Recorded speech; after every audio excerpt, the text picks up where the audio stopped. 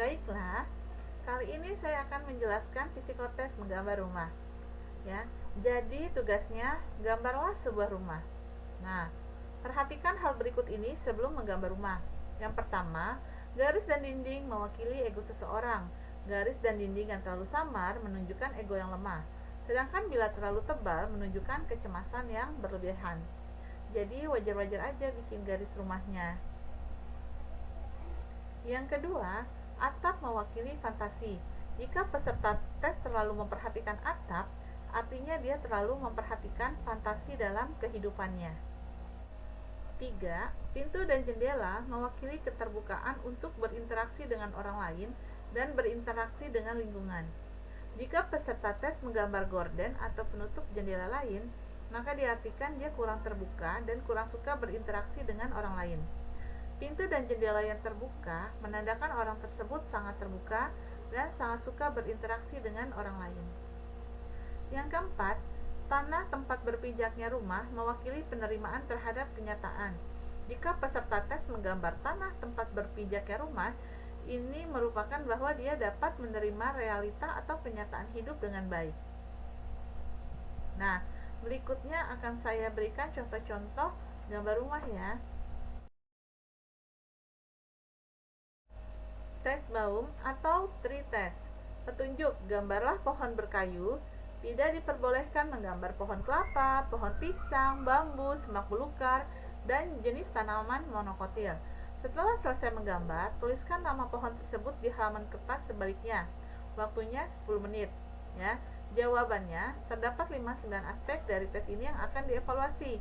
Ada akarnya, batang, cabang-cabang pohon, ya ada daun-daun, lubang dalam sebuah pohon, dan sebagainya.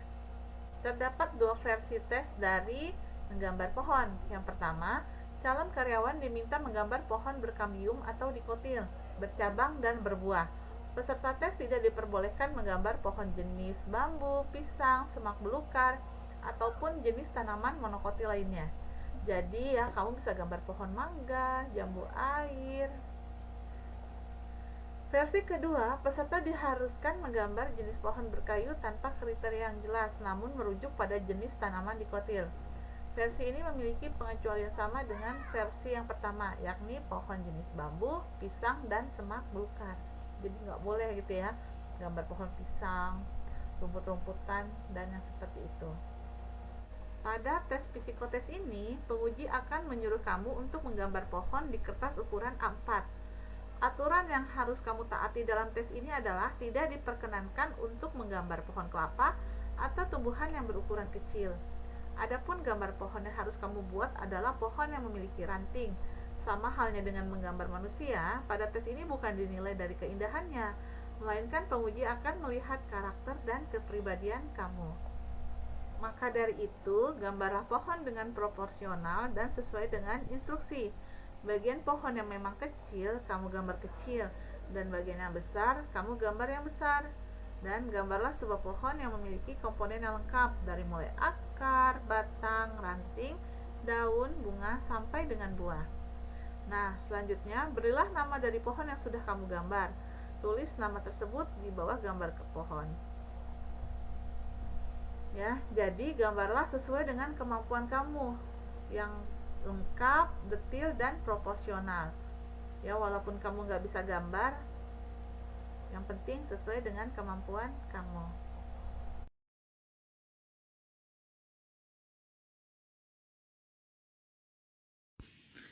Tes menggambar rumah, pohon, dan manusia. Tes Host Tree Person atau biasa disingkat dengan HTP merupakan salah satu psikotes yang dikembangkan oleh John Buck pada tahun 1948. John meyakini bahwa gambar seseorang dapat mewakili karakter kepribadiannya. Dalam tes ini, kamu ditugaskan untuk menggambar sebuah rumah, pohon, dan manusia dalam satu kesatuan ruang. Berikut saya berikan contohnya.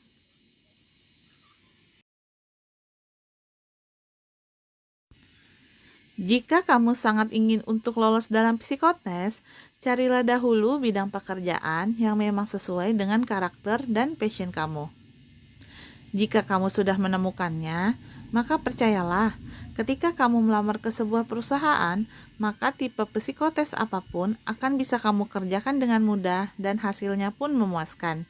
Jadi, setiap kali menghadapi tes psikotes, santai saja ya. Terima kasih sudah mengikuti materi layanan BK Psikotes dengan baik. Minggu depan kita lanjut wawancara kerja ya. Sampai di sini dulu. Assalamualaikum warahmatullahi wabarakatuh. Semangat pagi semuanya.